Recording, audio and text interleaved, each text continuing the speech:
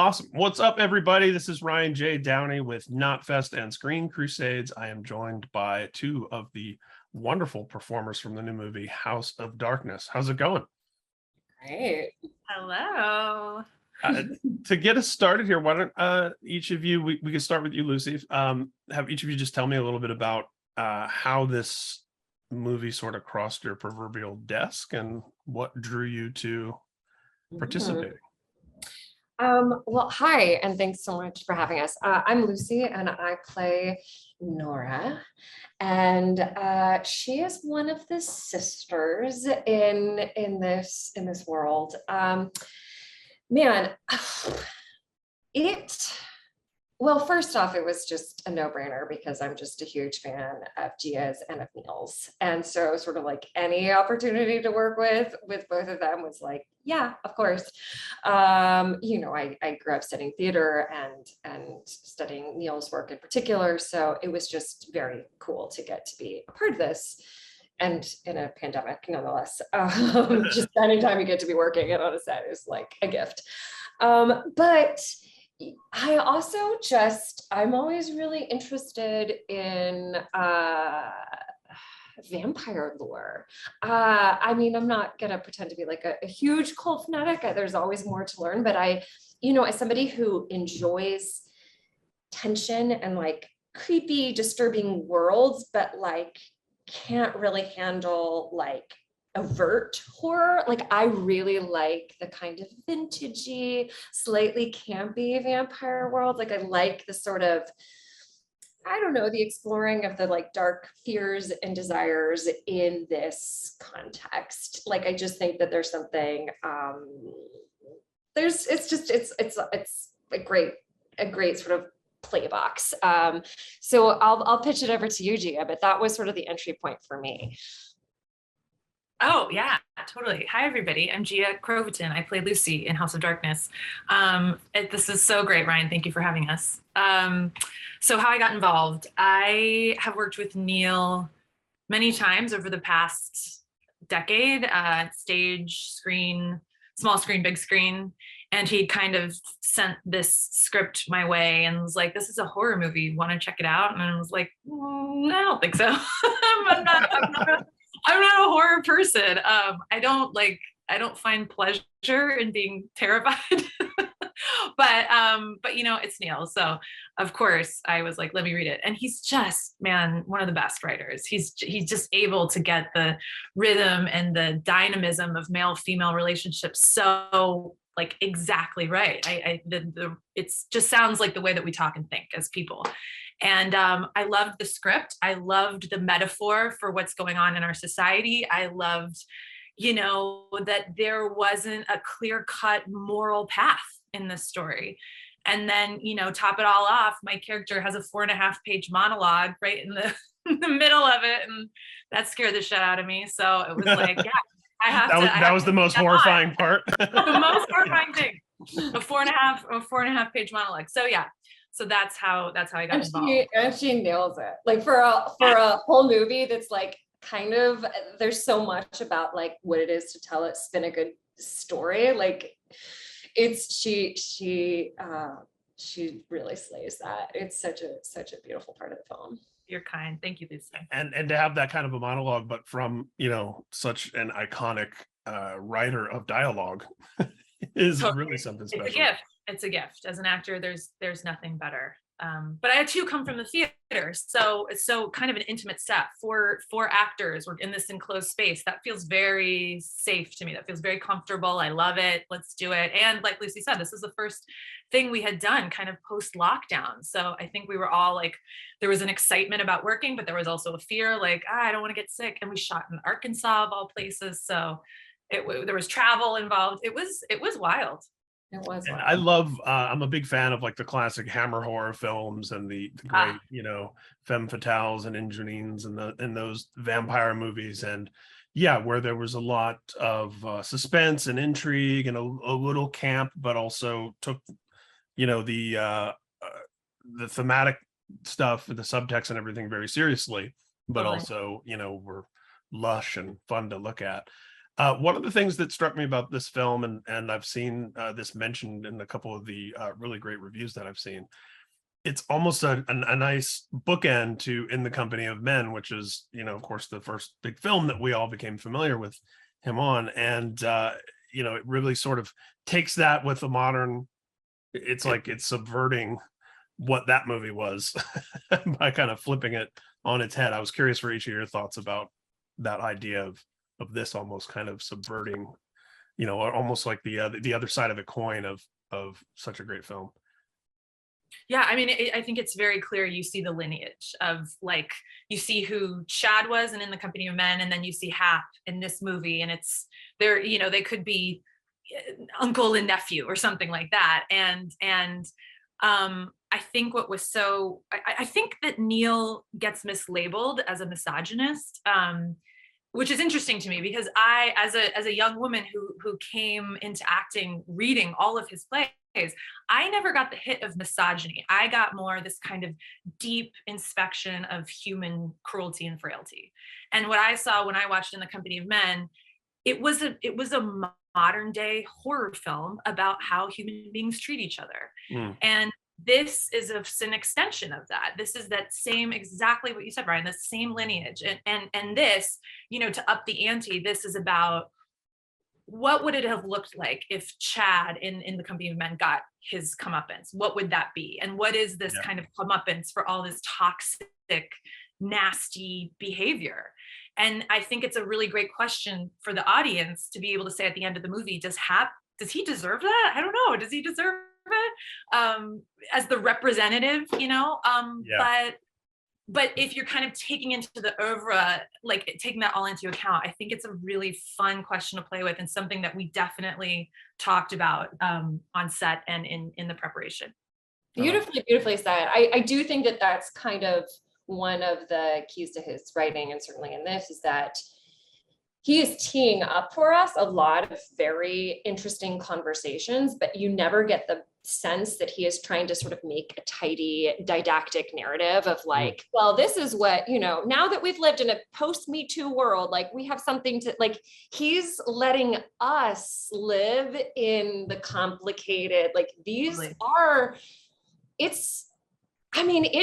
is charged, it is sexy, like, and there is power dynamics in sex, and he's not afraid to like look at that.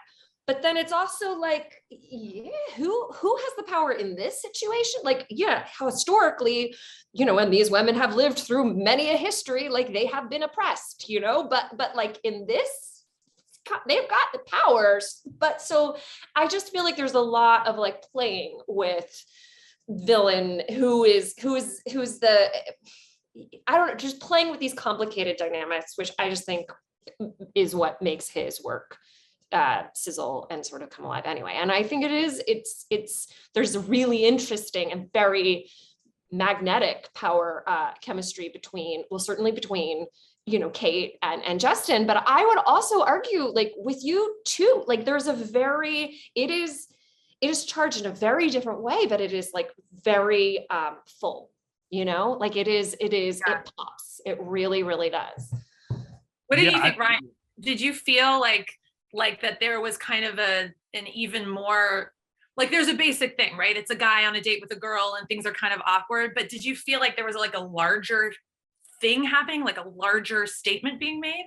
Oh, absolutely. And I wanted to touch on what you both put so beautifully, is that there is this moral ambiguity. There's this gray area about, on the one hand, like the elevator pitch of this movie is it's very much a predator becomes the prey kind of story, but it isn't so binary like that. Like, it really does leave a lot open to the end, to where you're like, well, does the punishment fit the crime in this situation? Of shitty men, he's like not that shit. I mean, right. Certainly not anyone we're going to hold up as like an example of right. Good men, but he's also like not overt, like I think I love that he wants to set this in a gray area. Which is an important conversation to have. I mean, the Me Too conversation was important in and of itself, obviously, for gigantic reasons. And then as that has continued, some nuance has to be introduced into the conversation for us to coexist as a society. And I think this film, to me, does dig into that, Aziz Ansari isn't Harvey Weinstein, right? Which isn't to say, it's like there are degrees. We have degrees. And also that, and this, not to get too far down this rabbit hole, but there's also this idea of punitive justice versus restorative justice. We hear a lot about rehabilitation and about people sort of, making the penance and becoming better and learning and progressing and healing. And yet there are still some of these areas of society where all of us collectively are still like, no, punish, Right. Well, isn't it interesting, like, that Kate and Justin have these moments, or Mina have these moments where they're talking, and she kind of gives him this opportunity. She's like, so are you a jerk, or have you done some bad shit sometimes? And he's like, no, I'm great. Like you it's like, give yourself it's okay to say, it's almost the test. Like, have you fucked up? Can you be an asshole sometimes? We all can be, but it's like the lack of honesty, the lack of kind of being able to have that self-awareness is a bit of a human. And I love how, even as there's the suspense and the layers and the mystery with the sisters, that Justin's character has that same sort of, not everything is what it appears on the surface right away. Like, there's still kind of layers of the onion to peel back with all the characters in this. And of course, having characters with names like Mina and Lucy and all, the classic vampire story that we all know so well, to see the gender reversal, but not just for its own sake, right? It's not like, what if we told this story, but the vampires were women? It's dealing with so much stuff about the roles of men and women and society and all of that. And it's still just a fun horror, revengey, supernaturally movie, which I think is the best sort of stuff. Is on him, and that's like fun and sexy. Yeah, exactly. Like it's not all broccoli. Like it's not like, hey, come get your moral conversation about the state of the world. And that's what's great about this kind of genre stuff, is it's a heightened reality where you can explore these things in a way that's fun and that's very visceral and gives you something to chew on afterwards. I did not mean to make that pun. Metaphorically chew on. But that's an interesting point that you brought up, because we all know like what was going on in the movie, and what we're interpreting Bram Stoker in a new way. But it was like, how can we take the vampire trope, the kind of stuff, and make it modern?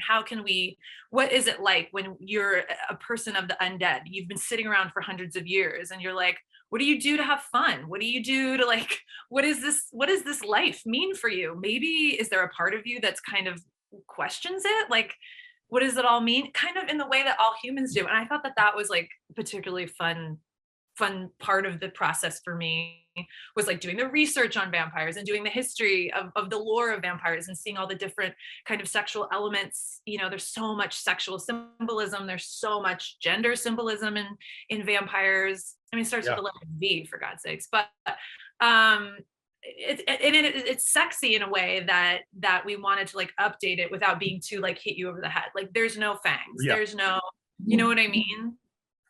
So that was a fun part of it too. And vampire films for me growing up, especially, and then as a teenager and as a young adult, I grew up in Indiana in the late 80s and early 90s. Those were some of the first places where I was exposed to androgyny and the homoeroticism and like all these things that were otherwise taboo, that they could sort of sneak into vampire films. I remember seeing Interview with the Vampire in the theater, and then subsequently reading all the books, and my 19-year-old brain or whatever didn't know exactly what all it was processing, but it was teaching me so many things, at the same time. And I think that's one of the best things about this medium, for sure. Completely. Were there conversations, like you mentioned the fangs and lack thereof, anytime there's any kind of vampire story, there tends to be conversations about what the rules are, right? It's like, garlic and crucifixes and sunlight, and oftentimes there's tweaks, and every vampire story tends to have its own view on those kind of things. Were there conversations about that part of it, sort of the rules of what kind of vampires these are, and what which of the vampire mythology pieces are in there and not in there? Yeah, I think, correct me if I'm wrong, Lucy, because this was during COVID, we met via Zoom first. Justin, Kate, Lucy, and I, we kind of talked, and Neil, we all talked over Zoom, and we kind of threw out ideas about what we wanted, but we didn't have time, and we weren't allowed, honestly, because of all the restrictions, to really be together for rehearsal. So a lot of it, I think, was like self-study, and we would kind of come together when we were shooting and say, like, okay, here's kind of what I was thinking, what were you thinking? And I think that we wanted to, like I said before, kind of follow the basic parameters, like what we all understand as vampires. But because we're in such a limited setting and we knew what the end goal was, it was more of like about our direct relationship and what a man coming into this situation meant to us as sisters, which is a question of itself. What do you think, Lucy? Is that right? Yeah, I think there's so many directions that I want to go in this. Yes. So I don't know if you know this, Ryan, but we were shooting in a castle in Arkansas. And to me, this was like the perfect summary. As somebody who's like still always trying to like wrestle with like, what is the definition of postmodernism? Like, I don't totally know, but like, for some reason, this was like to me, the perfect like encapsulation of like what my understanding of like that concept is. It was new. This was a building that was built in like 2010, but it was like harking back to a thing, a time and a place that was like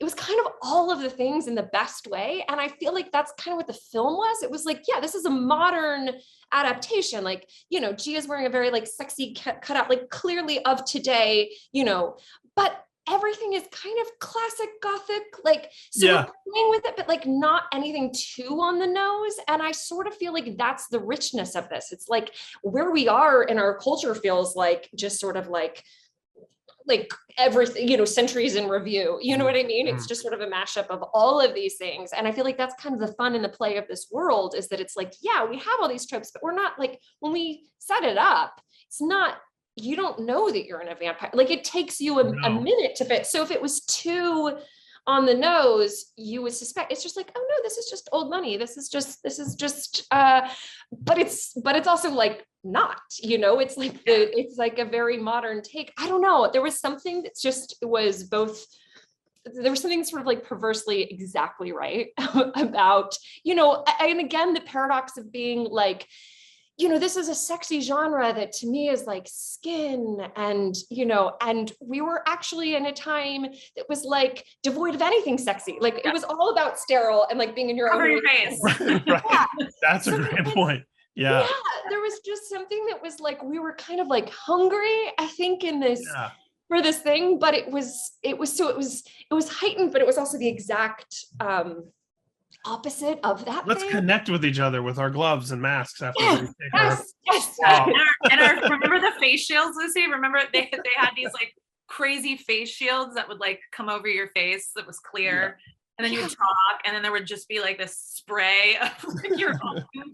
Totally. And also like we're in the middle of, the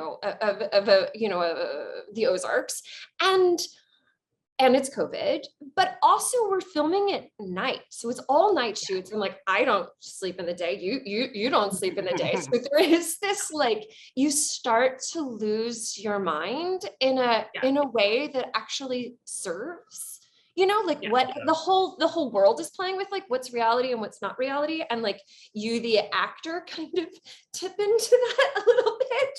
And so I don't know.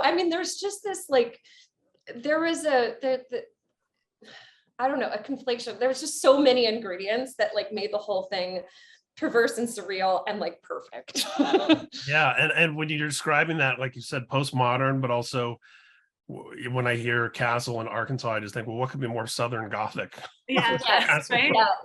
Like, And the same thing with postmodern, where it's like, I've always kind of struggled with what the exact definition of that is. And that sounds like the exact definition of Southern Gothic. Yeah.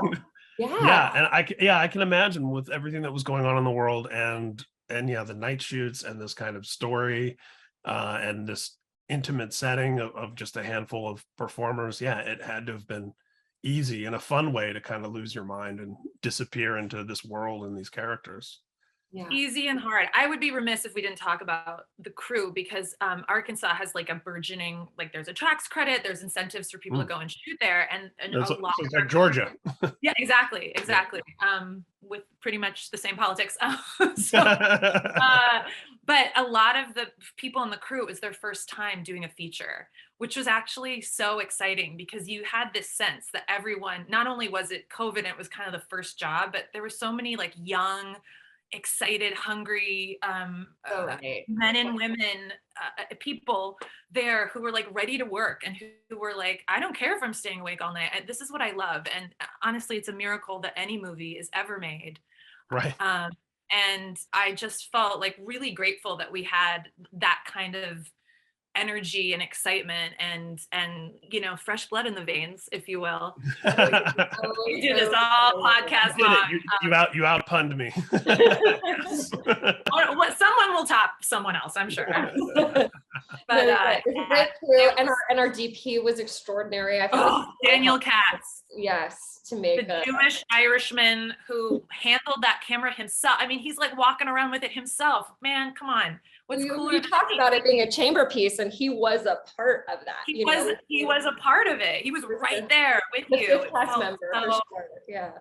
So awesome. He was great. I love that. Yeah, and you know, I hadn't even thought about that idea of you know, everyone being so separated during lockdown, and then to have an opportunity to play with something that's albeit takes a very dark turn, is about intimacy, and at least physical intimacy and kind of spiritual intimacy, and all the themes that we get with this kind of material. And yeah, that had to be so much fun to come right out of the least intimate time of all of our lives to then go get to play around in a story that or like the most intimate that you spend with right. yourself, and you're like, I gotta get away from myself. yeah let me go. Can I be a vampire sister for a while? Yeah, that's awesome. Well, I'm so excited for people to get a chance to see this movie, and I love that he's made a new movie, because it's been a while since we've seen anything from Neil film wise. So and it's funny because, you know, I mentioned like the Hammer horror films and everything of that era, and for as much slack as he got for his remake of The Wicker Man, we were talking about camp. I mean, it is a camp classic. You know, the original is a great film, and then I actually went to a screening at the I guess it's been a few years, but the New Beverly, the theater that Quentin Tarantino owns in LA. Fun. He showed the Wicker Man remake there just a couple years ago, and it was packed. You know, there was a bunch of us there to see it, and it's like, I wouldn't even say it was ironic so much as people just enjoying like the exuberant Nicolas Cage-ness of, you know, not the bees, who hasn't shared that gift with each other. You know? So I love that he has such a filmography that is so rich and has so much depth, but also celebrates, you know, so much of the genres that we love at Knotfest. We're big fans of horror and smart subtext. That's the thing, is, you know, much like heavy metal music, which we also celebrate at Knotfest, from the outside looking in, it's like, oh, that's all, you know, cheesy and mean spirited and lowbrow. And then you really dig into those cultures. And I just, you know, before you joined, Gia, I was just telling Lucy, I was just at a horror convention over the weekend, and it's all the nicest, sweetest, soft, intellectual, kind people you could ever want to be around. And I could only think, you know, as I was there, that it's like, that's because this is a group of people who's getting all of that darkness and all of that energy exercised through these films and through this heavy music, and then can wake up like a well-adjusted person because they had somewhere to put it, somewhere appropriate. Yeah, and thank goodness for that. You know, I mean, we all need especially in the world right now, like we all need to be able to channel whatever darkness and stuff and get it out of us, and then get back to like, okay, let's be human beings together. Exactly. And one of my favorite things I read in a heavy metal magazine, I'll leave you with this. When I was in middle school, I was reading an article about Iron Maiden, and it said, Iron Maiden is more likely to send a kid to the library than to the devil. And it was true. I mean, they were singing about ancient Egypt and Alexander Yeah, the Great exactly. and World War II. And, and it's like, yeah, I was getting all this like rich, but from the outside, you don't really know that that's all there. So God bless movies like this that can keep that tradition going. So we'll always champion them. Ryan, this was such a fun interview. I don't want it to end. I'm like, this is a good conversation. Keep going. Yeah, I would keep going. I'm usually ready for the wrap too, and I haven't seen no one's popped up in the chat since we haven't been doing the traditional junkets as often. I'm used to the like. Usually, wrap it up for me means, oh, one more question. Yeah. But yeah, we'll have to do this again. I'd love to have each of you back on your next stuff. Is any ideas what is coming next for either of you? You want to go first, yeah? I did another film with Neil that's coming out. In a Oh, couple wow. of months. Oh, that's the other one. Yeah, I saw that he has 2 2022 movies. Well, this is Out of the Blue, just came out last week, which is noir. So if you want to go genre and check some like a kind of a similar but very different, Yeah. Gosh, I didn't even realize that was out. I have to track that down for sure. Last Friday, Diane Kruger and Ray Nicholson, who's Jack Nicholson's son. I think if you like noir, you're going to like this movie. And then we've got another one coming out, Fear the Night, which is about a bachelorette party that goes wrong. I mean, you're speaking my language over and over here. So yeah, definitely touch. Yeah, be on the lookout for that. And Lucy? I'm actually just heading off to do another small chamber piece, also indie film, tense but not horror, just sort of the horror of living in poverty, which is its own thing, but real life horror. Yeah, exactly. And it's a beautiful script by a director named Merlin Komotsi, and that we start production on that in like a week, like very soon. So I'm looking forward to that. This seems to be that's indie movies are where my heart is. So whenever I get a chance to sink my teeth into those, it's same thing. Yeah. That was another pun. Oh, you did it! We did it. Perfect. Well, that couldn't have ended any better. Right. Well, thank you so much to both of you. The movie is House of Darkness. People need to see it. It is fun and engaging, and will activate all the great things in our minds with fear and mystery, and give you stuff to think about afterwards. Those are the best kind. Oh, thank you, Ryan. This was a pleasure. Yeah, absolutely, and hope to see both of you again soon. Take care of each other, everybody. Bye.